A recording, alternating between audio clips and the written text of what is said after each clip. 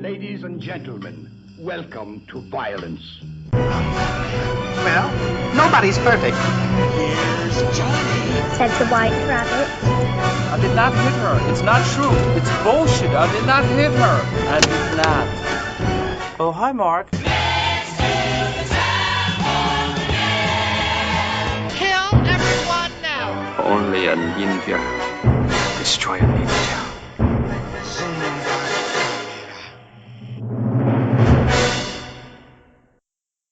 Bom dia, cinéfilos! Estamos aqui no mais novo episódio do podcast Ponto Cego.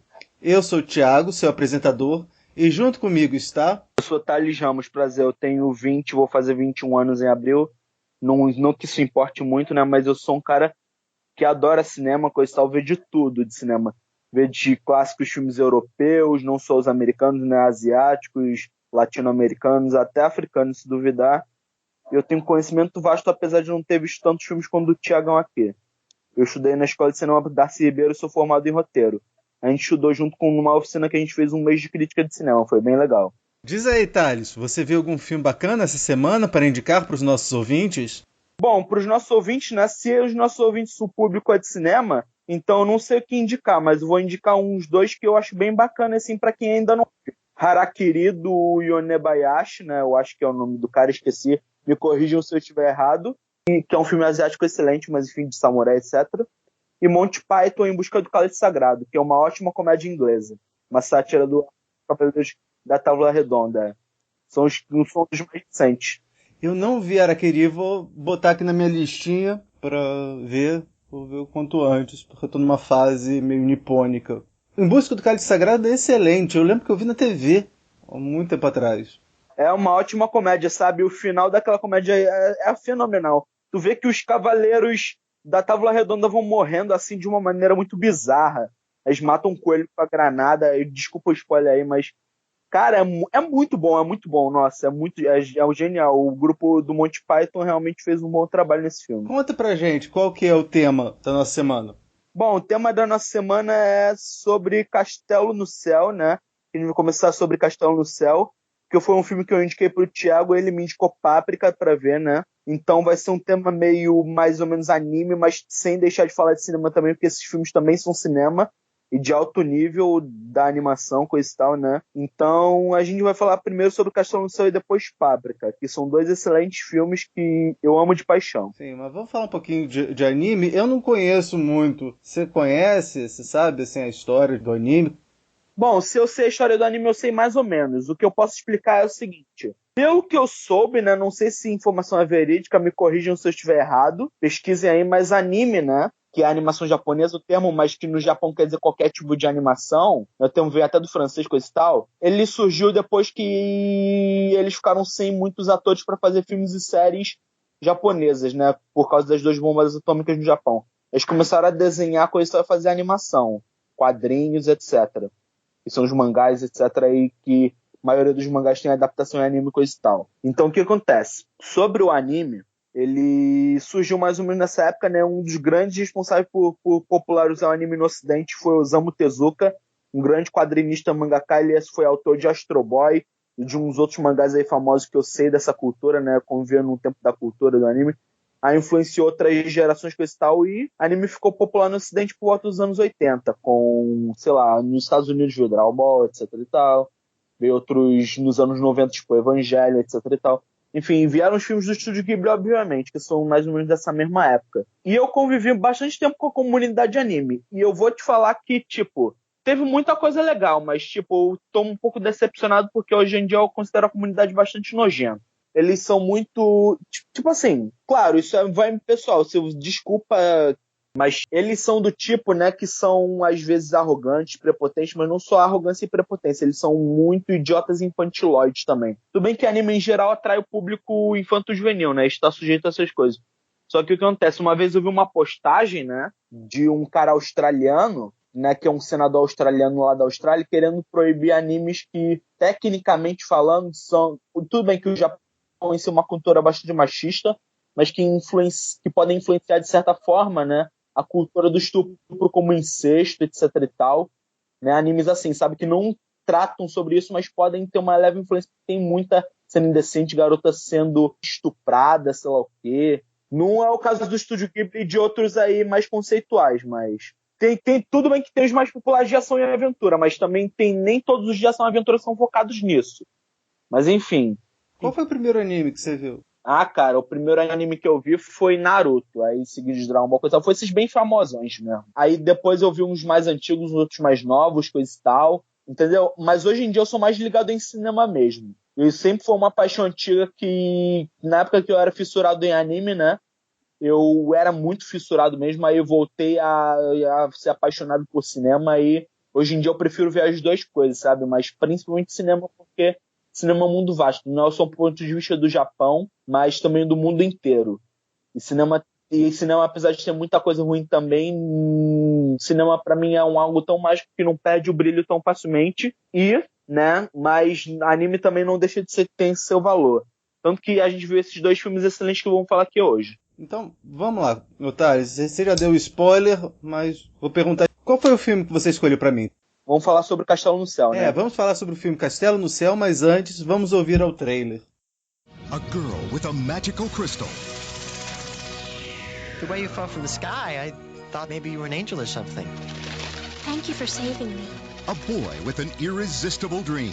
Beyond that cloud is a floating city that no one here on Earth believes exists. An island that floats in the sky? Yep. Together, they found the courage Are you sure you want to do this? I swear, I am going to be the one to prove it. to take off on an unforgettable adventure.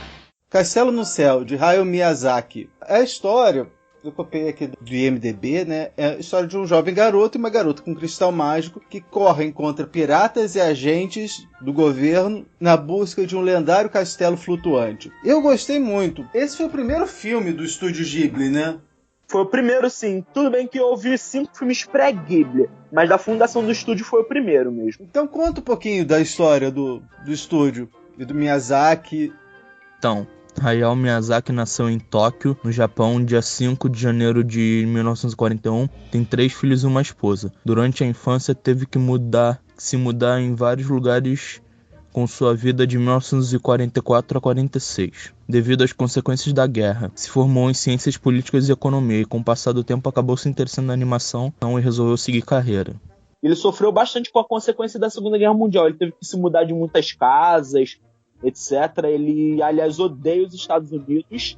Ele é um ótimo artista e ele deve ter seus motivos pessoais para odiar os Estados Unidos, mas ele também às vezes é um pouco exagerado quanto a isso. Mas tipo, ele teve uma infância difícil, ele virou animador, né? E da fundação do Estúdio Ghibli ele começou a fazer animação. Ele teve a ideia de fundar o estúdio, etc e tal, né? E basicamente ele fundou o estúdio, né? Nos anos 80. O último filme pré-Ghibli, né, foi feito por ele, né, que é o Náusea, que disseram que é muito bom, ainda não vi. Ele foi de 84, mas foi um pouco antes para dar um boom para popularizar o estúdio. Aí veio o filme do primeiro lançamento oficial na fundação do estúdio mesmo, Castelo no Céu, que é esse que a gente tá falando agora. E o filme tem alguns elementos que o Miyazaki se inspirou nas viagens de Gulliver, né, em especial na terceira viagem. Os filmes do Ghibli têm bastante inspiração em várias dessas coisas.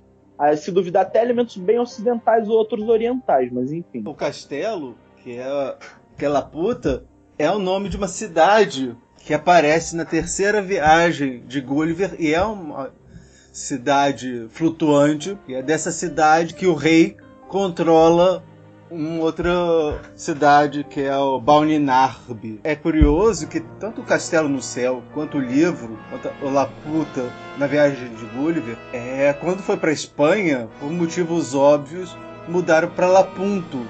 É porque o nome fica muito duplo sentido, né? Nas línguas latinas, em especial espanhol e português, fica Laputa, quer dizer, a puta, tá ligado? A tradução seria do espanhol, no caso.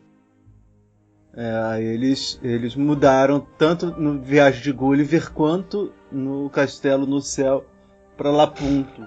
Lapunto, é. Cara, e o que eu acho mais interessante desse filme, né? Tipo assim, é toda a mitologia e o universo criado nele, tá ligado? É bem inspirado nas Viagens de Gulliver, mas, tipo assim, tu vê um universo bem imersivo, na minha opinião. A trilha sonora ajuda. A animação dispensa comentários, é Estúdio Ghibli, né? sabe? A animação do Estúdio Ghibli é sempre excelente, muito bem fluida, mesmo tudo sendo feito à mão, ainda mais nessa época. O Miyazaki, assim, veio com tudo com esse longa inaugural deles, ele veio com tudo. A animação, a trilha sonora, até mesmo a dublagem dos atores, é tudo excelente. O filme não tem dublagem em português, hein? Mas a voz original é excelente. A história é interessante, né? É uma história que remete àquelas cidades, aqueles impérios perdidos. Ela mistura um pouco de ação, aventura, mitologia, com temas de várias camadas, como conspiração do governo, civilizações extintas, poder nas mãos erradas, né? Enfim. Você falou isso de questão do governo, você vê que assim, eu vi, para me preparar, eu vi alguns filmes do Miyazaki. Eu vi Mononoke. Esse é excelente, é meu favorito do Ghibli, mas isso fica para outra história. Vi Kiki. E serviços de entregas da Kiki é muito bom, Kiki Delivers Device, né? Mas enfim. Que é Majunotan Kyubin, que é o nome em japonês, mas enfim. Porco Rosso. Porco Rosso, esse eu ainda não vi, eu confesso. Vi Lupin, o terceiro.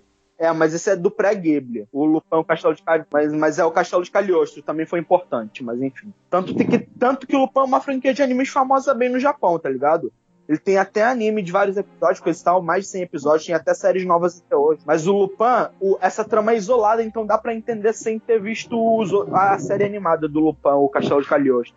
E eu achei interessante que tem alguns elementos no Castelo de Cagliostro parecidos com aquilo que ele depois veio abordar no Castelo no Céu. Não apenas a questão de duas famílias reais, descendentes do rei de Laputa, deu origem às duas famílias, né, da mocinha e do vilão. Você tem isso no Cagliostro também. Tu tem isso no Cagliostro também, cara, tá interessante. E eu vou te ajudar um pouco o seguinte, né, a Chita, né, que é a garota, ela é de uma das visões da família real de Laputa. E o Mushka, né, que eu só vi pela segunda vez que eu tava revendo uns dias desses, nem pra gravar esse podcast, que ele é o vilão, né, que é de uma outra divisão mais real, por assim dizer, da família de Laputa. E é curioso que a história tem toda uma mitologia, sabe? E é muito legal mesmo. A obra fechada em si mesma, sabe? Tem uns elementos de fantasia muito legais, que até que consegue misturar bem essa coisa de para ser interessante para os adultos e para as crianças também, que gostam de uma fantasia. Sim, não. E ele aborda, como você disse, ele aborda a temas mitológicos universais da cidade perdida, né, que a gente vai ver. Cidade de ruínas, tu vê que tem na mitologia grega ou Atlântida, né? Tu vê que tem até cidades reais, Pompeia, que caíram, né, na Revista Real. O reino de Napoleão, que era um reino que caiu também, e outros reinos também. É uma mitologia, como tu disse, bem universal mesmo. Isso me lembrou muito o trabalho do Joseph Campbell. Foi um professor de mitologia comparada lá da Universidade de Columbia, lá em Nova York. Num dos seus primeiros livros, ele conta que a história do herói, o mito do herói, é um mito universal que você vai conseguir encontrar em todas as culturas, né? Que é a história do jovem que é chamado para a aventura, e aí ele passa por várias provações, né? Às vezes ele vai para o centro da Terra, às vezes ele sobe, ele vai lá para o alto de uma montanha, vai para um lugar que ele não conhece, vai para um lugar que ele não tem controle das coisas. E aí ele passa por essas provações e ele volta. E isso me lembrou essa história. E aí me lembrei também que, como você gosta de Guerra nas Estrelas, o George Lucas assumidamente disse que se inspirou nos escritos do Joseph Campbell para fazer o Nova Esperança. E depois eles até ficaram amigos até a morte do Campbell. Podemos falar um pouco sobre os personagens? Eu tenho um esquema aqui na minha cabeça, podemos? Tipo assim, vamos falar do seguinte, né? Para dar um pouco mais de contexto à nossa conversa, né? Vamos falar dos personagens. Que é o Pazu, a Chita, os moradores lá dos mineradores, né? Da vila, o exército, os piratas e o vilão Mushka. Vamos falar pelo Pazu. O Pazu é um típico órfão, tá ligado? Que não conheceu os pais direto. Quer dizer, até sabe da história do pai dele. Que o pai dele foi responsável por né, descobrir a cidade no céu, e ele foi dito como um grande mentiroso. Com a câmera lá de fita mesmo, né? Ele tirou a foto e tal. Sim, mesmo com a foto ele foi considerado um grande mentiroso. Aí ele queria provar pro mundo inteiro que o pai dele não era. E o Pazzo é órfão, ele é um garoto independente, ele sabe cozinhar, ele trabalha. Isso eu acho legal nele, sabe? E ele é um garoto bom, tá disposto a ajudar as pessoas. E aí ele conhece a Chita, né? Que é uma garota que caiu do avião, por isso ela estava sendo levada pelo governo, algo do tipo. E os piratas também estão perseguindo ela. Ou seja, ela está sendo perseguida tanto pelo governo quanto pelos piratas, né? Porque ela tem um tesouro valioso que leva ao objetivo do que os piratas querem, que interliga, né, tanto o objetivo dos piratas quanto o objetivo do governo. E a cidade no céu e seus tesouros, suas maravilhas, etc. Que no filme explica bastante o objetivo deles. Agora, quanto os moradores da vila, eles são aqueles típicos moradores da vila, mas eles são prestativos quando podem, e eles são unidos, sabe? Uma comunidade bastante unida, o que falta muito nos dias de hoje, porque todo mundo está desunido, é uma desgraça, sabe? Nos filmes do Ghibli isso alivia um pouco o coração, sabe? E sobre os piratas, né? Tu tem uma avó que é mãe dos piratas, né? Que é a líder, né? Que, tipo, ela é a líder dos piratas e está atrás dos tesouros dela. Eles são piratas, tem que caçar, mas no fundo... Tu vê que com o decorrer do filme eles só fazem isso porque eles são piratas, tá ligado? Eles não são necessariamente pessoas ruins. E tu vê que tem essa dualidade, sabe? Que eles não são piratas, mas também precisam sobreviver. Então eles não tratam só piratas porque eles são malvados ou algo do tipo, esse estereótipo. Você vê que tanto que eles ajudam, no final eles acabam ajudando o Pazzo e a Chita. Eles até se unem contra o governo, coisa e tal, é muito legal. E os elementos do governo que você estava falando? Bom, dos elementos do governo, né, a gente vai falar como personagens, né? Tem o Musca e tem os seus oficiais, né?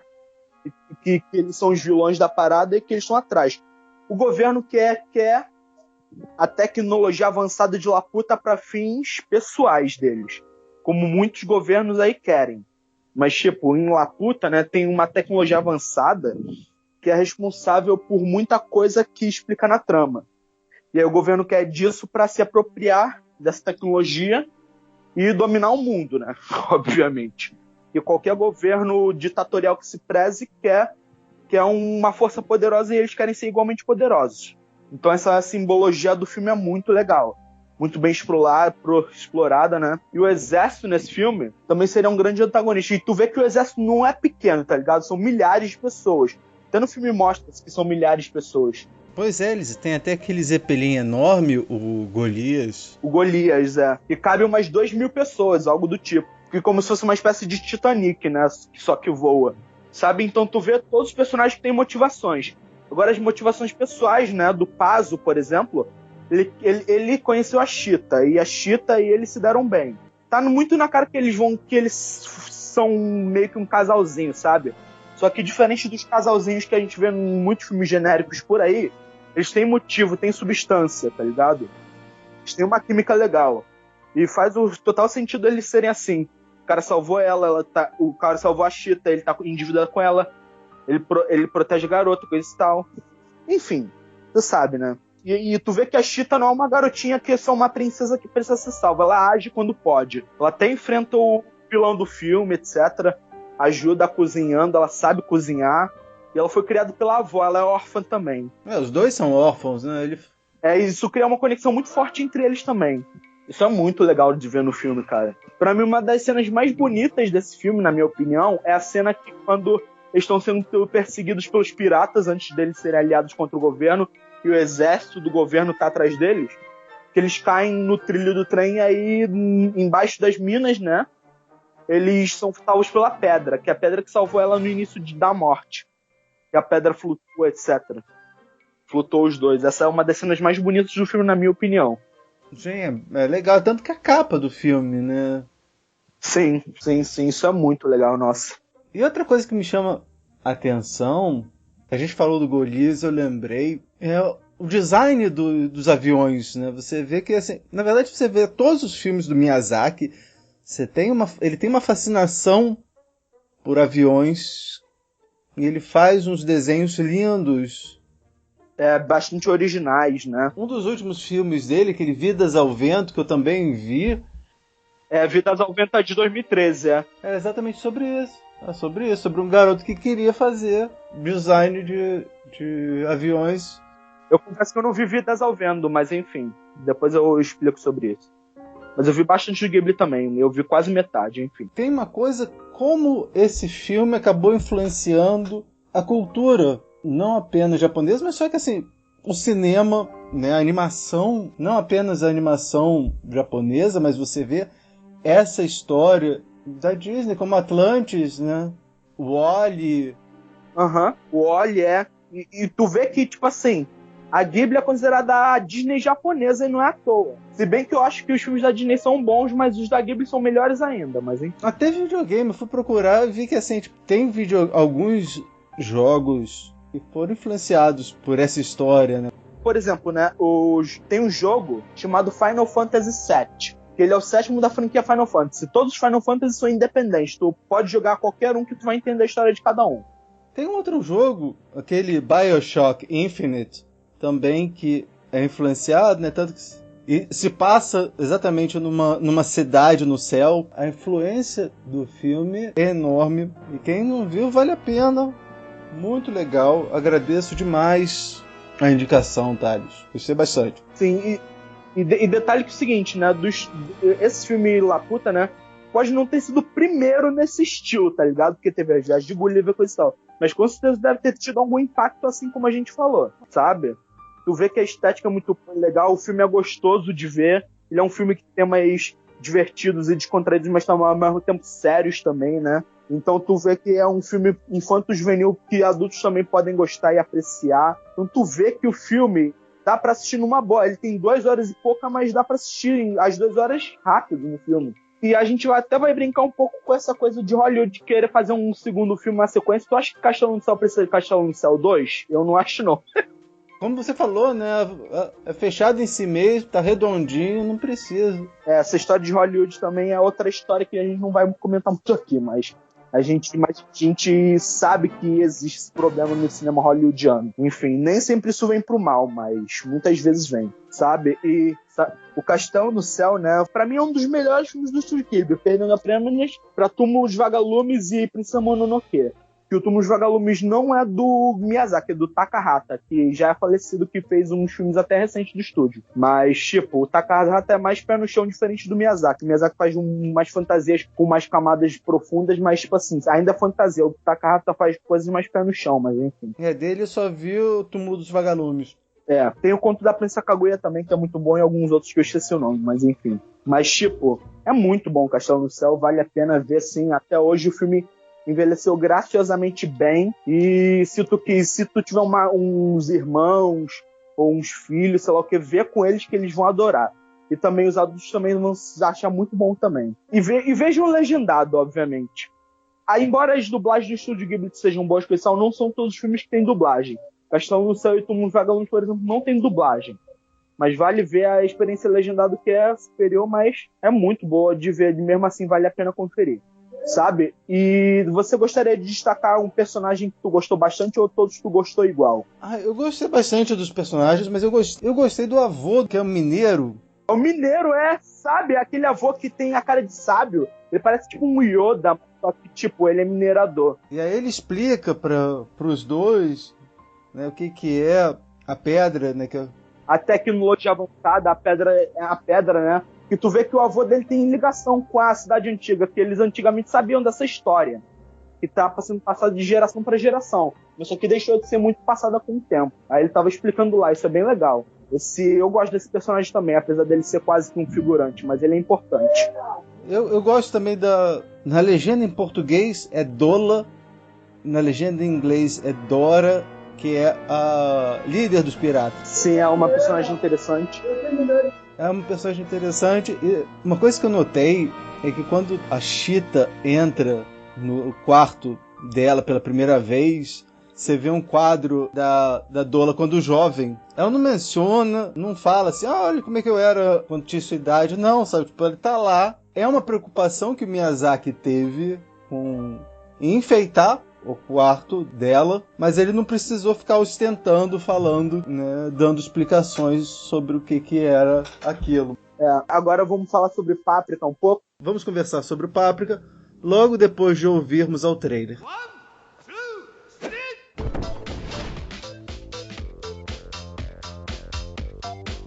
In the very near future, a group of brilliant scientists have created a machine that can control our dreams.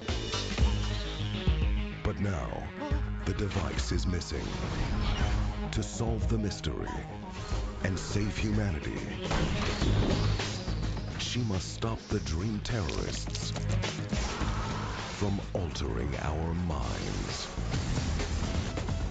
From Satoshi Kon, the acclaimed director of Perfect Blue and Tokyo Godfathers, comes a visionary tale that crosses the line between reality and imagination. Paprika.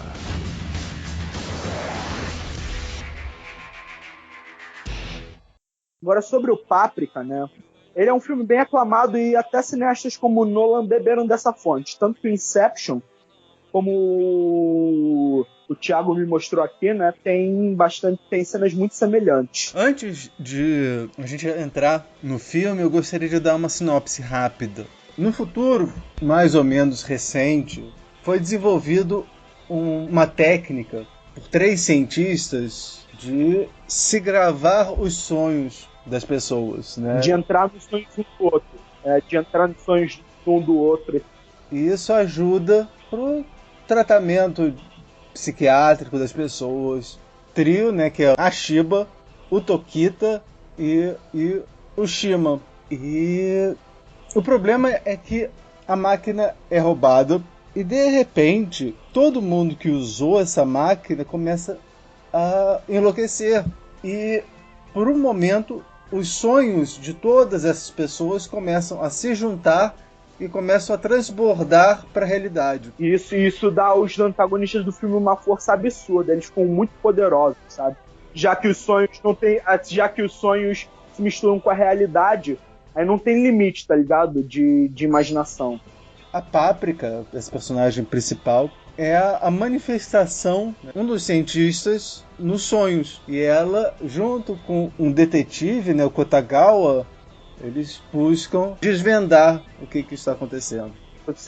Quem é o culpado por trás de todos esses acontecimentos. Tem até vítimas no mundo real também sobre isso.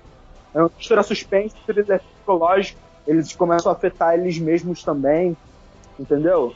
E essa daí é uma diferença. Apesar de o Nolan ter sido influenciado por esse filme, não dá para dizer que a origem é cópia do Páprica, porque Páprica é um filme de investigação, é um thriller policial, enquanto a origem é um filme de assalto, um filme de crime. É de um roubo, um filme mais de ação mesmo, né, no caso. Eu não vi a origem, mas pelo que tu tá falando deve ser isso mesmo. Aí o que acontece, né? Sobre o Páprica, né, eu só vi um outro filme do Satoshi Kon, tem vários, o Millennium Actress, que disseram que é muito bom, o Paulo Villaseñor adora, mas um dos melhores filmes do Satoshi Kon pra mim é o Perfect Blue. Quer dizer, só vi 2 dele, então não dá pra dizer.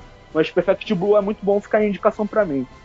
E é interessante que é outro filme que as pessoas falam que Hollywood aproveitou alguns elementos. Tem Perfect Blue, tu viu, né, o filme? Vi, pô. Foi você que me indicou até. Cisne Negro, do Aronofsky, tem muitas semelhanças, assim como a origem do Nolan. Tem muitas semelhanças com Páprica. O Cisne Negro do Aronofsky tem muito a ver com Perfect Blue. Uma outra coisa do Páprica é a questão do cinema. Você vê a paixão que o detetive, Kotakawa, tem pelo cinema. Tem pelo cinema, mas só que ele ficou frustrado com uma experiência dele de virar cineasta.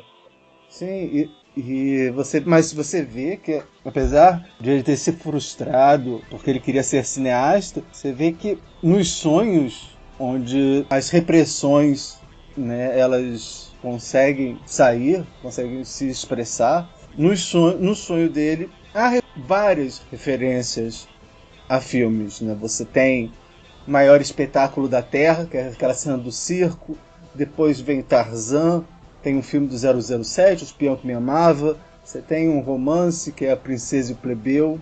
Tem uma cena que eu adoro essa cena, que é uma cena em que ele está explicando para Páprica sobre panorâmica e linha de ação. Qual é a linha de ação da qual aquele palhaço estava falando?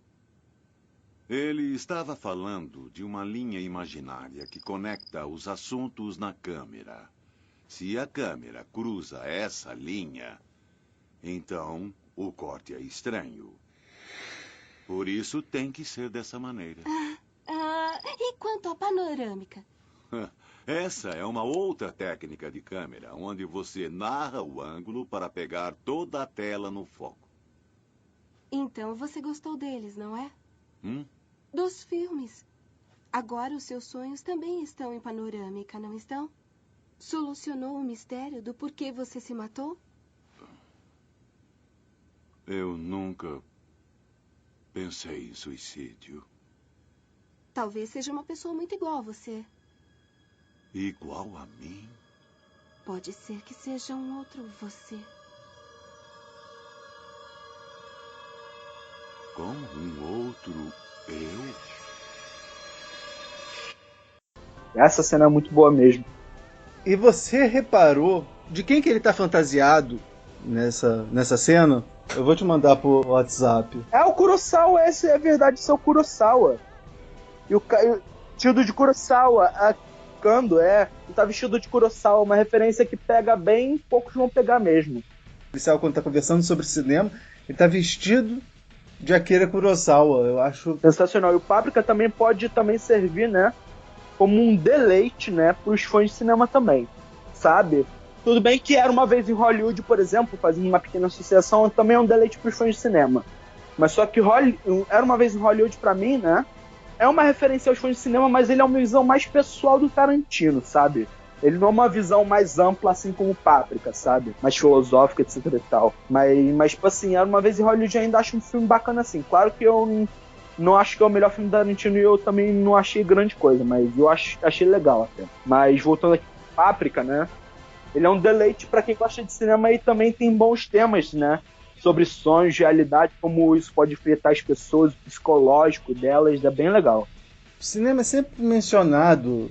Logo no começo, a Páprica fala, né, que o sono REM, que ocorre mais tarde durante o ciclo do sono, é mais longo e mais fácil de se analisar.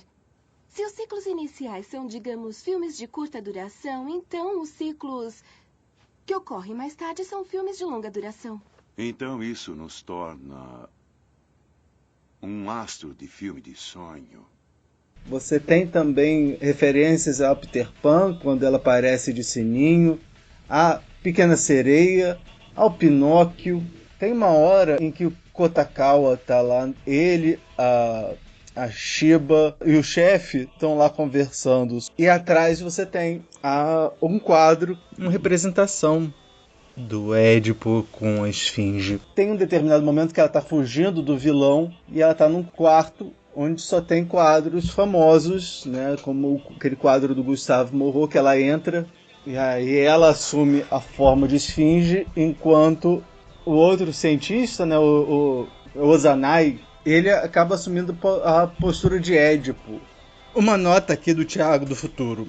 Eu ia colocar a versão dublada dessa cena, mas a versão em inglês tem um diálogo tão melhor, mas tão melhor, que eu vou colocar a versão em inglês.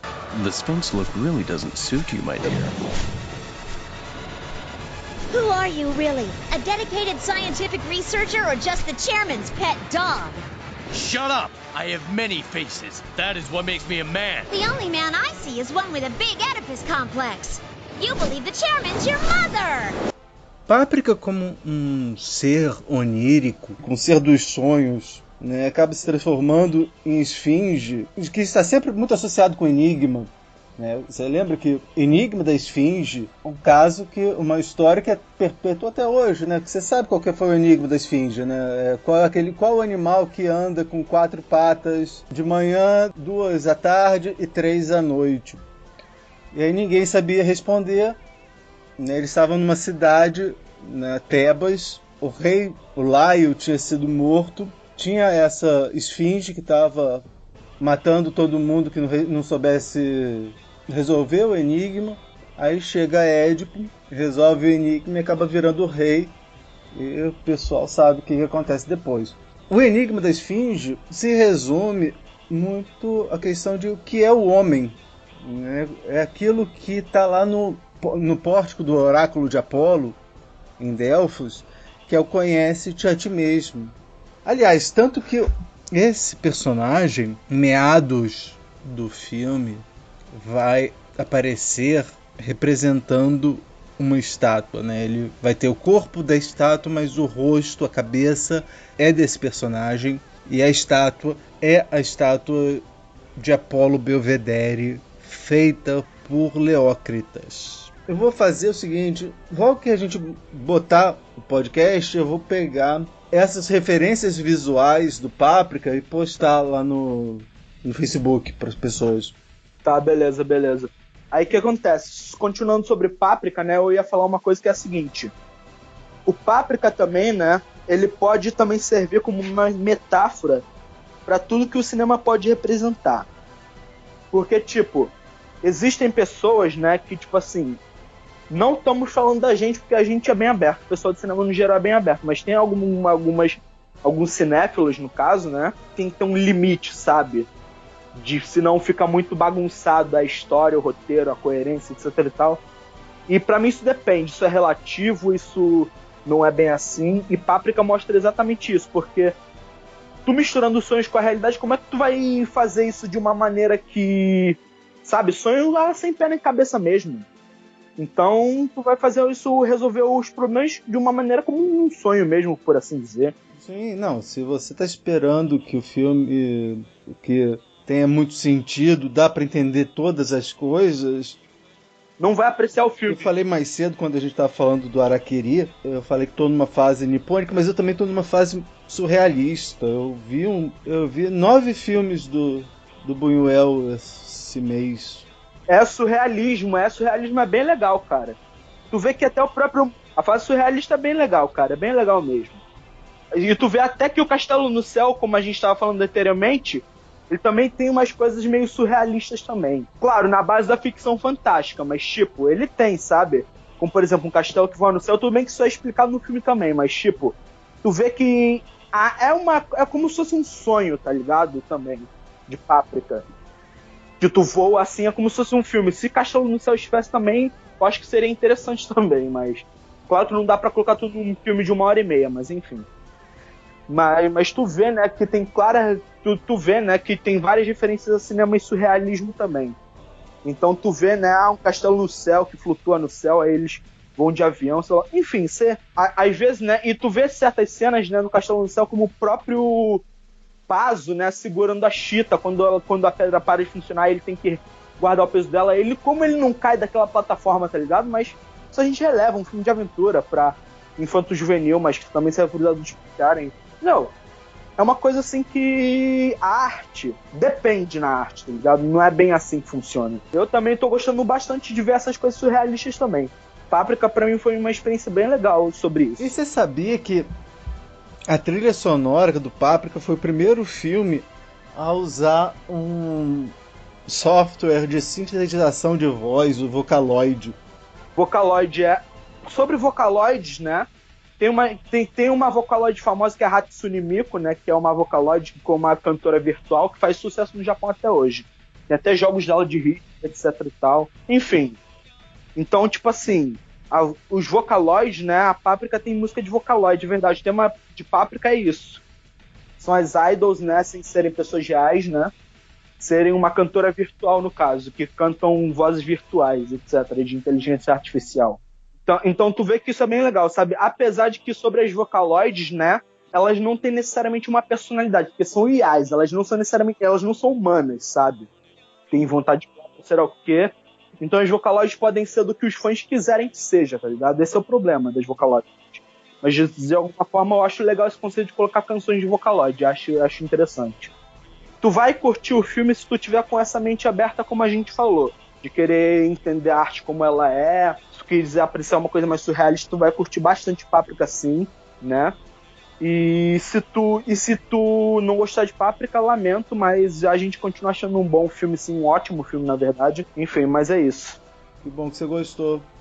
Eu gostei de Páprica, sim. E que bom que você gostou de Castelo no Céu. Viu até alguns dos Miyazaki. Ótima sua escolha. Eu acho que combinou bem os dois filmes. Então vamos passar, Thales, pro quadro Tem na Netflix. Tem na Netflix? Tem no Netflix? Tem no Netflix? Tem na Netflix? Tem na Netflix. Então, Thales, você viu algum filme interessante na Netflix durante esses dias? Cara, tem na Netflix? Cara, eu vi que na Netflix chegou alguns filmes do Estúdio Ghibli e em março também vai chegar. São 21 no total. Chegar todos, tá ligado? Você pode ver Castelo no Céu lá na Netflix. Tem lá. Veja. Ainda bem que a Netflix está se disponibilizando a passar os filmes do Estúdio Ghibli. Todos, no caso. Enfim, só não tem os pré-Ghibli, mas tem todos os principais do estúdio. Cagliostro tem. Cagliostro tem?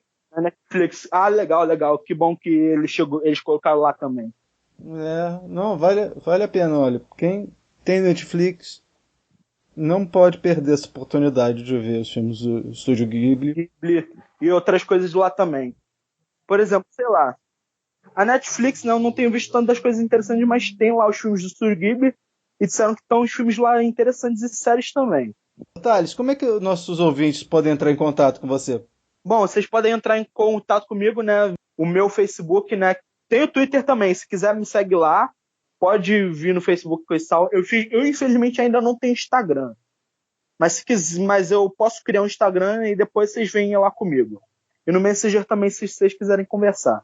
Então, olha, você também pode mandar um e-mail para nós em podcast.cego@gmail.com. Pode visitar nossa página no Facebook, podcast.cego. Não se esqueçam de mandar críticas, sugestões, elogios e compartilhar com todo mundo, né? Porque quando se trata de cinema, todo mundo tem um ponto cego. Daqui da Rua Pareto, eu sou o Thiago. E eu sou o Thales. E este foi o podcast.cego. Valeu, galera. Tchau, tchau.